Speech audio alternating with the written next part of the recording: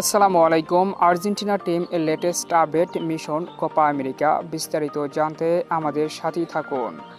Copa আমেরিকাকে সামনে রেখে ইতিমধ্যে প্রস্তুতি শুরু করে দিয়েছে 5 বারের বিশ্ব চ্যাম্পিয়ন ও 9 বারের কোপা আমেরিকা চ্যাম্পিয়ন ব্রাজিল।